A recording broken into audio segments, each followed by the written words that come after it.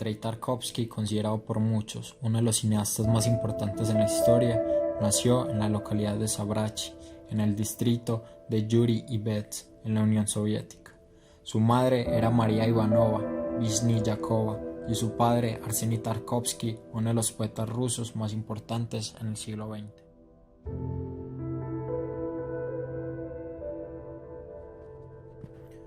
En el año 1937, su padre y su madre se separaron.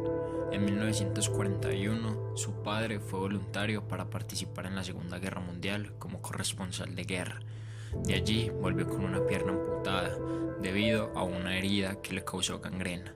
Mientras tanto, el pequeño Andrei vivió con su hermana, su madre y su abuela, y siempre dijo que esa influencia femenina fue decisiva en su temperamento artístico. En su juventud estudió música, pintura y escultura antes de interesarse por el cine. Durante un año, de 1951 a 1952, estudió árabe y retomó seriamente la idea de enfocarse totalmente en la música y dedicarse a ser director de orquesta.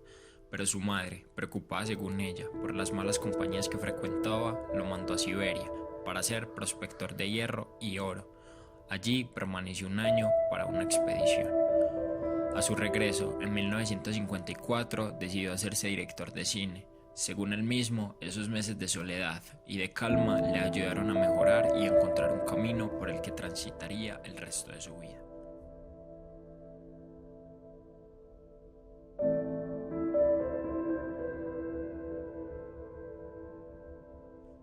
Se inscribió en el Instituto Pansoviético de Cinematografía y luego de estrenarse su primer largometraje, La infancia de Iván, pasó a ser el centro de atención en la industria del cine de todo el mundo. Sin embargo, pronto Tarkovsky cayó bajo la estricta vigilancia de las autoridades soviéticas. Estos temían que sus siguientes filmes no siguiesen los lineamientos del Partido Comunista.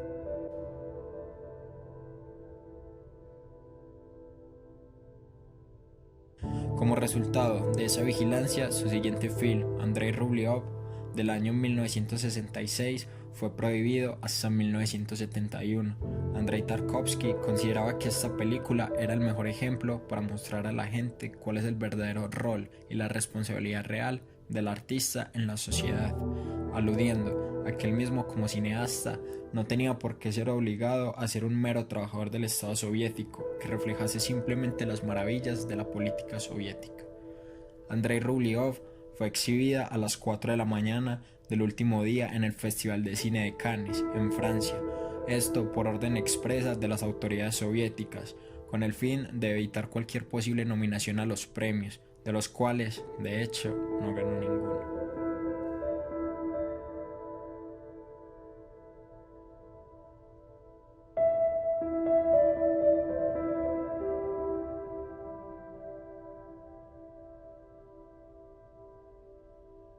A pesar de que ya no tenía control sobre el destino final de sus filmes, Andrei Tarkovsky siguió filmando su siguiente película, Solaris, que fue pronto aclamada y considerada por muchos como una respuesta soviética a la película 2001, Una odisea del espacio de Stanley Kubrick. Luego, Tarkovsky, en su libro póstumo Esculpir el tiempo, consideró a Solaris como su película menos lograda. Esto debido a que, según él mismo, no pudo escapar de las reglas del género de la ciencia ficción. Sobrepasar las limitaciones tanto creativas como cinematográficas de la Unión Soviética implicaba problemas fuertes para él y para cualquier cineasta soviético. En 1975, Tarkovsky tuvo un problema con las autoridades que por poco le costó la cárcel. Esto a raíz de su película El espejo, una densa y autobiográfica película con una radical e innovadora estructura narrativa, una evocación continua de recuerdos y sentimientos que viajan en diferentes tiempos sin orden aparente, la relación con su madre y su infancia que se mezclan con material fílmico, de noticiario, sobre la Guerra Civil Española, la Segunda Guerra Mundial y el enfrentamiento entre la URSS y China por la isla Damansky.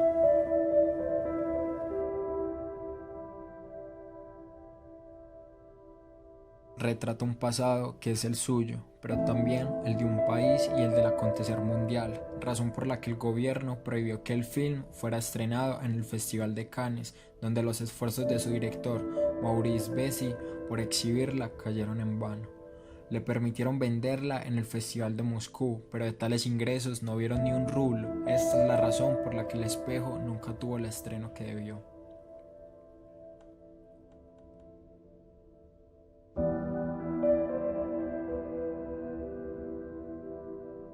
Su siguiente película, Stalker, también de ciencia ficción, tuvo que ser filmada de nuevo, con una drástica reducción económica en la producción, después de que un accidente en la máquina de revelado de negativos destruyese totalmente la primera versión filmada. Esta película, la cual describe el viaje de tres hombres a través de un lugar post-apocalíptico donde buscan una habitación que tiene la capacidad de cumplir los más recónditos deseos de una persona, nos muestra un estilo ya bastante definido del director, con tomas largas, intensamente elaboradas, intercaladas con diálogos y poemas filosóficos.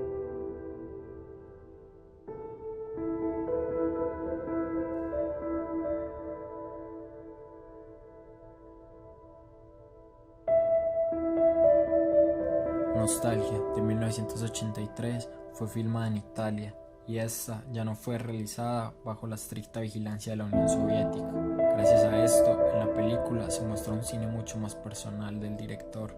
Aquí se evidencian las peripecias y angustias de este, quien tuvo que abandonar su país emigrando a Suecia junto con su segunda mujer, a causa de la persecución y maltrato a su obra por parte de las autoridades.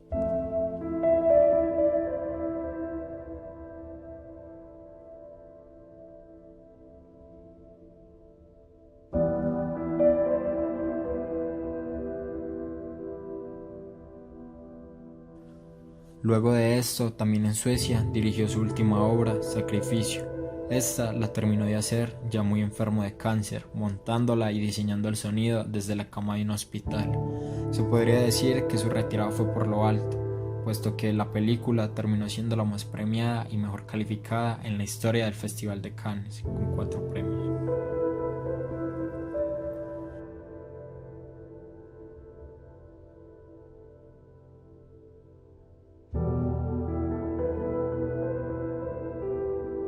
Las autoridades soviéticas consintieron que su hijo fuera a visitarlo justo antes de su muerte en el hospital de París en el que se hallaba. A su muerte exigieron que su cuerpo fuera enviado a su país para ser enterrado allí, a lo que su mujer se negó, aludiendo que no pensaba enterrar al cineasta en un país que tanto les había hecho sufrir a él y a su familia.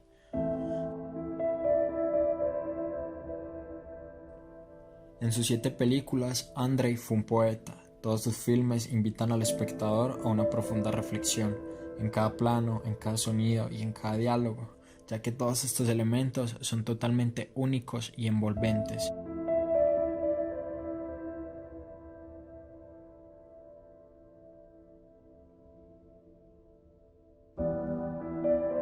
Tarkovsky revolucionó la forma de contar historias en el cine, haciendo historias narradas de forma totalmente distintas a las que ya se habían establecido, teniendo como una de sus características el narrar historias de formas no lineales y que hasta el día de hoy siguen sorprendiendo a muchos.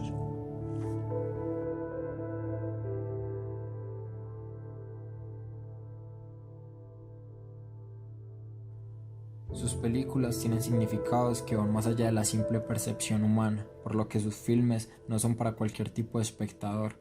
Se necesita una buena capacidad de interpretación frente a cada cosa que el director nos muestra. Muchos lo llamaron un poeta y filósofo del cine.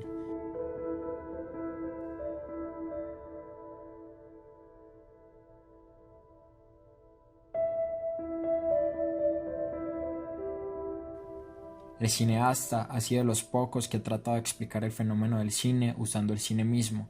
En su libro, Esculpir el tiempo, hacia el final de este, el autor llega a la conclusión de que el espectador es un coautor de la obra y que por lo tanto una película que esté bien hecha es un producto no acabado, queriendo decir que una película nunca debe responder nada, pero sí debe abrir múltiples cuestionamientos.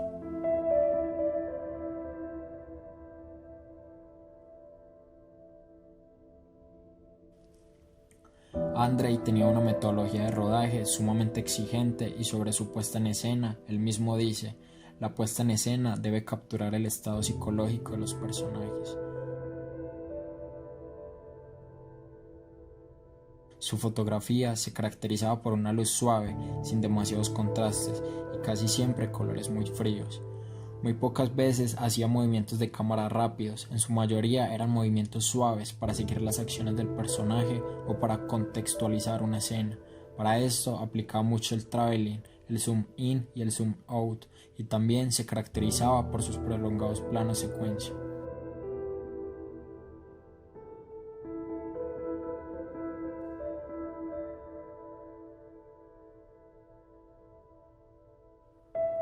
En cuanto al sonido, sus películas se caracterizaban por ruidos que creaban una atmósfera muy psicológica. Tarkovsky exageraba algunos sonidos de la naturaleza para crear este efecto.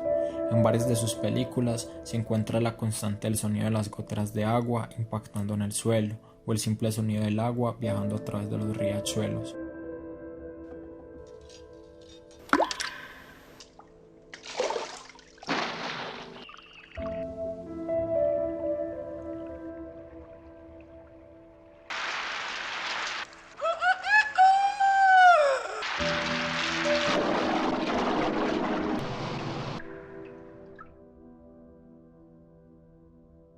Tarkovsky fue un excelente cineasta que lastimosamente no llegó a ser comprendido totalmente ni por su país ni por sus compañeros cineastas, y tampoco fue totalmente comprendido por los espectadores y consumidores del cine en la época. Pero sin duda dejó muchas cosas para el cine que hasta el día de hoy siguen teniendo peso.